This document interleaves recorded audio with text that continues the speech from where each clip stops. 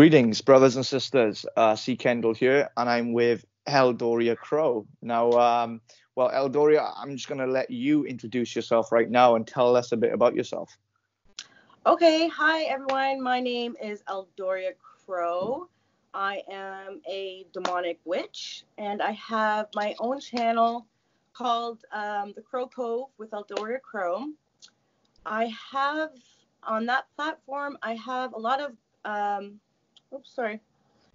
I have a lot of great content on my experiences with demonic entities, how they have affected my life and how they worked through my life.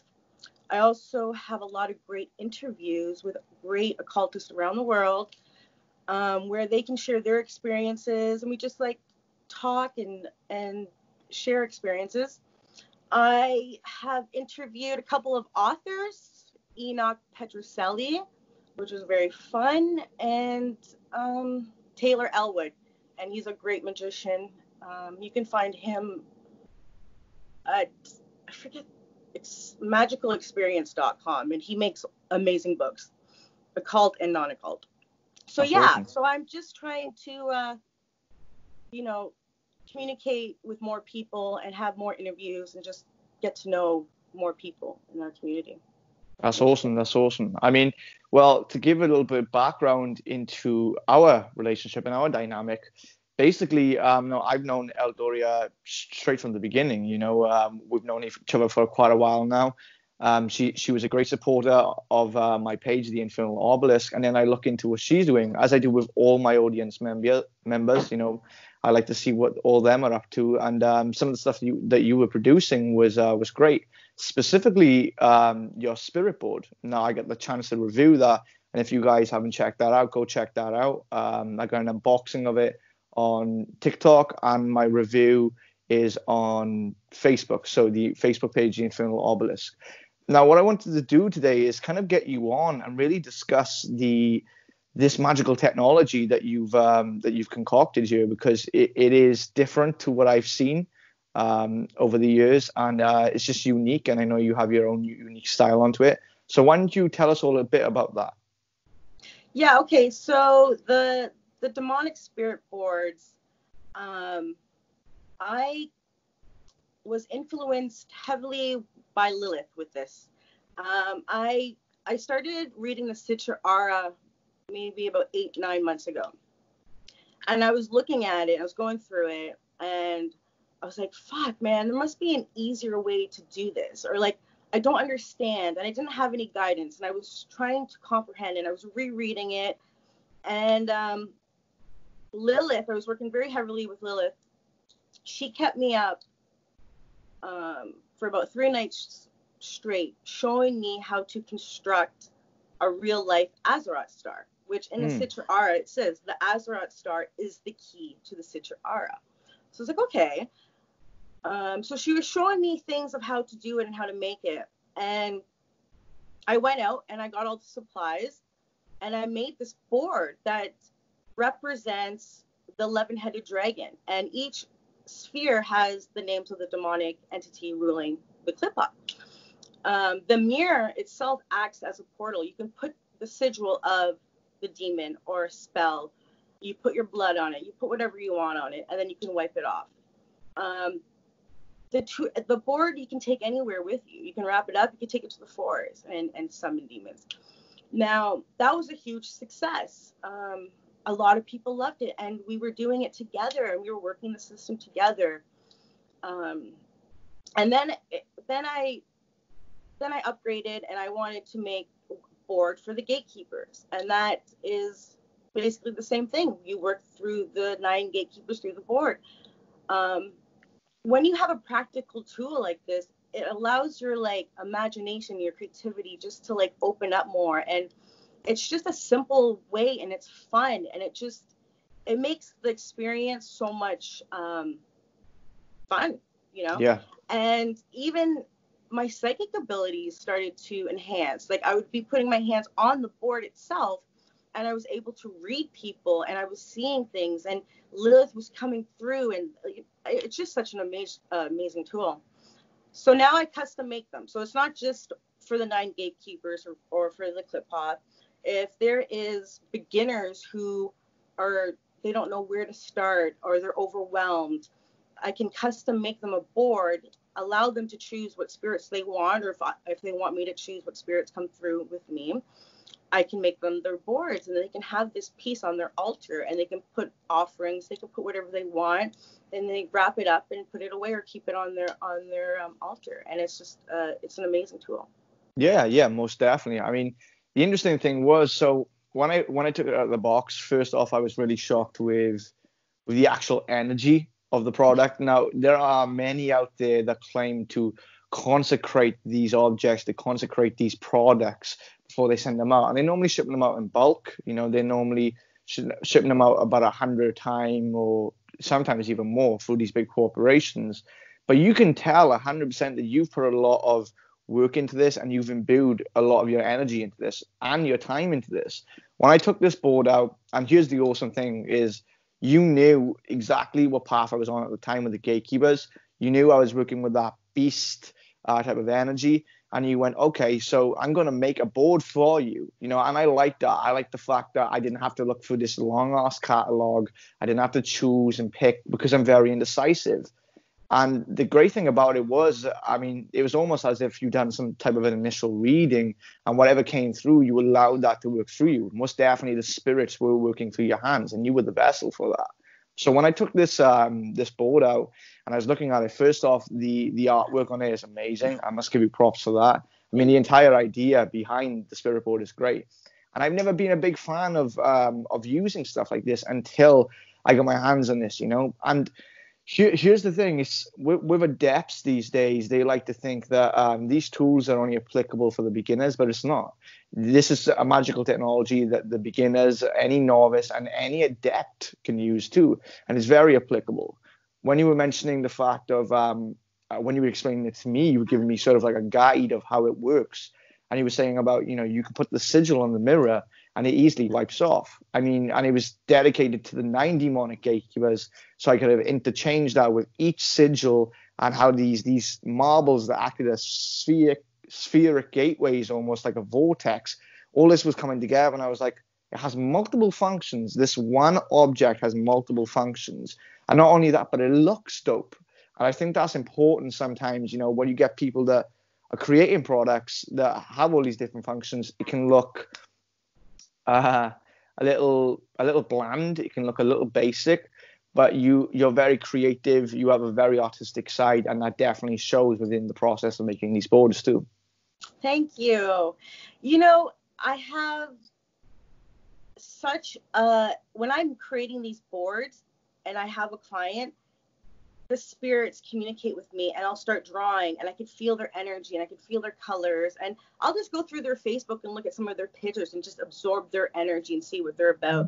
And it is, when I create these boards, the fact that I know that I'm helping somebody get in more contact with a spirit that I've worked with, there's no other feeling. It's like I'm helping somebody, you know, and that's why I put everything into my boards. And I put my love, I put my energy, and I want people to enjoy them, and they do. And yeah, so and with the matching jewelry too, like I like to have matching jewelry with it, because then you can charge your jewelry on the boards. You can do whatever you want with the boards. And yeah, they're unique. I really try not to make them the same. Like if somebody wants a 9 gatekeeper, I'll do something different, or I'll do a picture, or I'll just do the sigil, but I really don't want 2 people to have the same looking boards. The only boards that do look the exact same are the Klipothic boards, because they were just, Lilith told me I had to make them a certain way for that power to go through that board. So I kept them that way. But for the other boards, I try to keep them one of a kind, for sure. Yeah, most definitely. I mean, you can definitely see that, you know, when I was looking through your boards, how different all of them are in design. I mean, you got ones on there for Santa Muerte, you got ones on there for the demonic kings, the demonic gatekeepers, Klipothic boards, and so on. And that's awesome. And, you know, I had that when you were talking about jewelry, I had some of that jewelry from you. As many people know, I love beads. And constantly I wear these, and you notice that, and that's what you did. This is what I'm saying. I think it's very important that somebody that is creating products like this takes the time to understand the client, and then can produce something for them and make something for them that have that sort of personal resonance. And you've done that most definitely, and that's awesome. So why don't you kind of let us in on a few things here? So I know you make spirit boards, and I just want the audience out there to not be confused, because there is this huge confusion of spirit boards and Ouija boards. There is a difference. There is a big difference actually about the Ouija board sort of works using slight tremors in the hand. And what happens is when you get into these receptive trance-like states, the tiny receptors in the hands, you have these tiny tremors. Even when your hand looks like it's still, it's not really still. And sometimes the spirit can use those tremors to send movements or gravitate you to go towards certain letters. And that's great. But a spirit board is, like you said, it is a portal. It is a portal. It is a doorway. It is a mirror. And it's also a focal point, which is extremely important in ritualized magic. A focal point that you can focus all your attention on. And then once you focus, whether you're scrying into it, whether you're meditating on it, whether you're doing incantations, prayers, mantras, it doesn't matter. And it's very important we make that distinction first, just so there's That's not right. any confusion. You could use pendulums, though, on your board if you want. You could do that, but there is a huge difference. Yeah. And you explained it perfectly, yes. Yeah, most definitely. So why don't you kind of let us into, I know you said to me that you're working on a device right now. So I'm trying to understand you here, because I've met many different individuals within the occult communities, within Black Magic, the Left Hand Path, and other spiritual communities. And a lot of them felt the same, not to take anything away from them.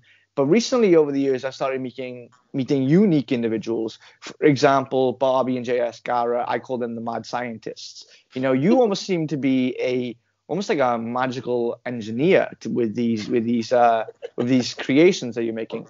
The only other individual that I do know did something like that, and it's a completely different category within magic, was Uncle Chucky, and he was the father of psionics magic. And I find that great, the fact that we're incorporating new and different things now into magic. And I'm guessing that's what you're doing. Am I correct? Yes.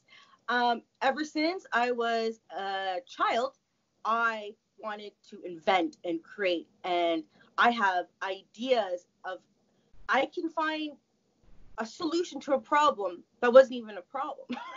But, and that's what I can do. And it's funny because I lack I am dyslexic, and I do have some areas on that side, but on the side of creativity, it's overwhelming. Like, I can create and think, and I know that it is the influence of spirits. And now that I'm working with King Paimon, the things that he's telling me and the things that he's showing me of how these demonic spirits influence our reality by using us to create their reality. King Paimon and the two kings that he comes with, they are responsible for hip hop and rap. This is what they're showing me. They influence hip hop and rap so much. And I'm getting to know the two kings, Labal and Labalam. And the things that they're showing me about music and how they influence hip hop, they love it. They're like a clique, and so I wanted to grow a lot in the month that I'm working with King Paimon, and he got me to start putting all my stuff together. And when I started to make, I'm going to show you this book, I started to feel nauseated and sick in a way of the energy was so much. So this is my book. And I have put so much work into this, and I put all my sigils in here. I can open this up. I can now work through, do whatever I want, all in my one book. So he's got me to do something like this, and I had to do research on some things I didn't know. So that's kind of off topic, but this is how he's helping me create too. So they help you create. If you we are creators, but they are behind a lot of it. They inspire us, like this world, a Oh lot. yeah, oh yeah, definitely. I mean, for over the decade from working with these forces and these entities, I can definitely say, they have huge influence over our world, and we're standing in the world. Now, here's another thing. I mean, a lot of people just think that it's just the spirits. I want to make kind of a distinction here, is that we are a very creative species. Mankind is a very creative species, and I think that's one of the great things about us: our poetry, our art, our music, our very creative and artistic ways. But what happens is the fact that people don't understand that there are different parts of our psyche, there are different parts of the individual, there are separate gateways. And I've always said the greatest gateway is the individual, is us. We are the greatest gateways there are for these forces. But in our psyche, there is that labyrinth, that internal pathway into the creative center of our psyche. And it seems like through there are these forces that are coming through and influencing these things. I mean, there are many musicians that, you've heard stories about, they've gone to the crossroads and made the deal with the man at the crossroads, or the devil at the forest, and all these different things. And that's, that is true, but also these spirits are working behind the scenes. And we're almost working synergistically with them, like a sort of a creative cohabitation, if you will. And that's very cool. And I can definitely see that's happening with you now. It's almost like anything you put your hands to, there is a part of Eldoria that is creating it, but it's being influenced and also sometimes adapted by these demonic forces. Am I right in making that assumption? Yep, that's exactly right. And I'm aware of that, and I allow that because it's the best feeling ever. But yeah, yeah, you're right. That's exactly how that works. Yeah, that's awesome. That's awesome. So here's the interesting thing. I mean, what was your now? I know there are many of us that take our creative process, and sometimes we'll take it to an extent and create a few things and then stop and then produce these type of devices or works that we're doing.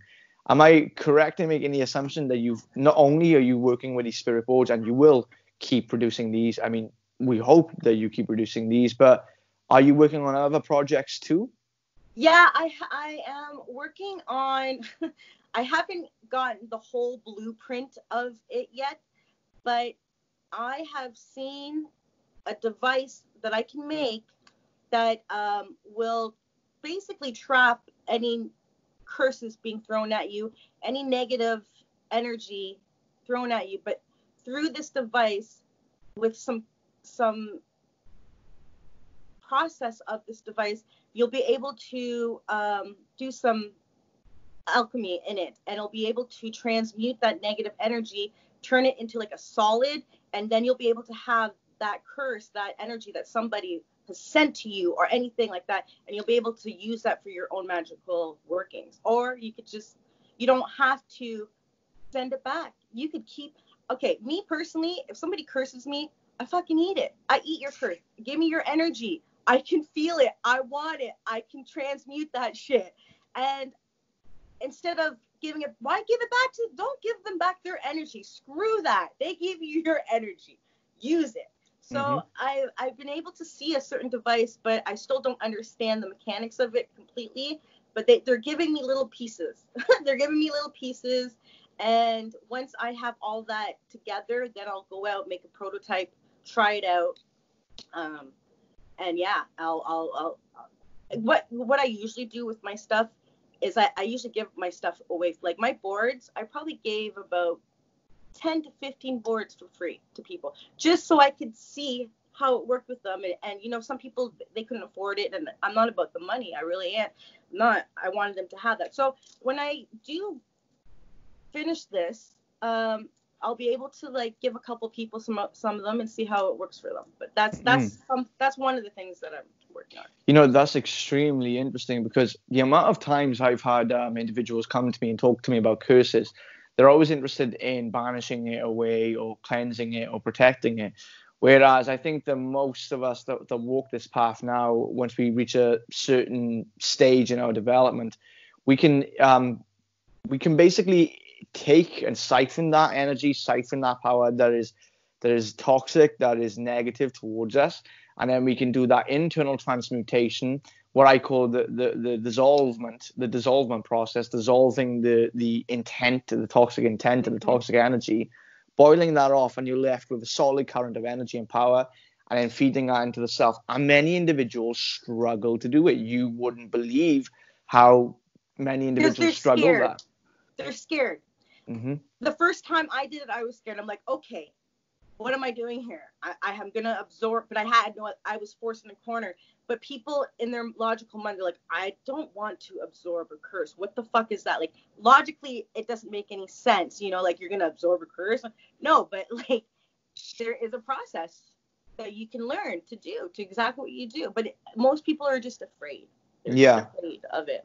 I know people find the whole process of transmuting it very challenging. So the fact that you have an external device or whatever it is you're concocting, that's externalized, and then so I'm guessing it's almost like a cell, like a battery. It is really like getting charged by other people, and you can go to that and tap into that and be like, yeah, thanks fuckface for the charge, and that's exactly. Rather cool. That's rather cool. I mean, that would be extremely interesting to really experiment with. I mean, just in my case of being someone that loves to experiment with different currents and different forms of spirituality and energy in particular, I would love to try one of them, and hopefully I can tell you what I think on that as well. Yeah, and it would be rather cool to see everybody out there that is struggling with being, cursed and hexed, which is sometimes a problem in this community. But the fact that now they ain't got to worry about that at all, because not only is that being safeguarded, but they're also tapping into that power for themselves. So that's extremely interesting. Yeah, and then eventually they won't need the device. They'll be able to do it without it. And the device too is going to be constructed to a way that when the curse or energy is filled, there'll be some kind of lid or something it'll shut down. So you will know when it's filled.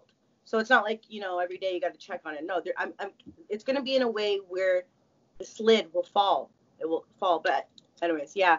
And then eventually you'll be able to do it yourself and not even worry about it. Sit there and absorb it. That is very cool. That is very cool. So, yeah. So what is your thought process that goes into creating these? I mean, the fact that I understand that you're channeling a lot of this and that you're acting as a channel, but I kind of want to move past that for a minute and get into Eldoria and what you're all about, how your creative process is, because I seen a video about how long it takes just for you to sand one of these boards down, how long it takes just to prepare the actual physical base of it, and how long you go into that. I mean, you look like you put up many, many hours just to making one board. Am I correct? Yes. But when I'm creating something, I literally I start to go on the vibration of a creator vibration. And even though I'm creating and I'm putting on my passion, I'm still not really there. I actually kind of leave my body and I'll do something else. It's really strange when I'm in the zone, and I can sit for 8 hours, 10 hours straight and make these boards if I wanted to, because as I'm vibrating on the creator vibration, which is the highest vibration, I can manifest and I can put my thoughts into I use that energy while I create to manifest my desires in the future. Do you know what I mean? Yeah.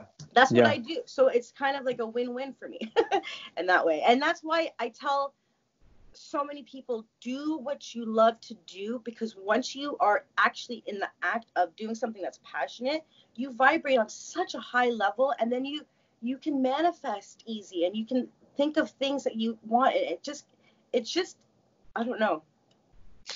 It does most definitely. I mean, we do have these states that almost seem to be like perfect for these processes that we are involving ourselves in. For example, some people ask me, how in the hell can you sit in a temple for hours and hours inside a circle. And sometimes you don't even realize you're doing that. Sometimes you're so involved in the process and so immersed into the moment and the momentum of it, you don't question it. Time, space, all the evaluation and the analysis of those type of things go out the window entirely. So that's definitely awesome. That's awesome. So you said that you can be found on YouTube. Is that correct? Yeah, you can find me on YouTube at the Crow Cove with Eldoria Crow.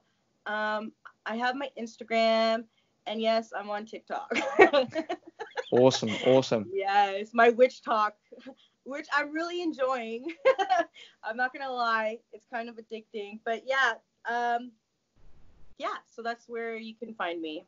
That's awesome, guys. If you haven't checked out some of Eldoria's works, go check it out. I mean, I really enjoy her company as a person, and especially as a sorcerer, I well respect exactly what you're doing, and I hope you have nothing but success in the future. And I look forward to seeing the other products that you have in store for all of us. So go check that out. Couple of the products and services that she offers, and thank you for watching. And it's great to have you on. Thank you so much, Connor. You're welcome. Goodbye for now. Bye, everyone. Okay.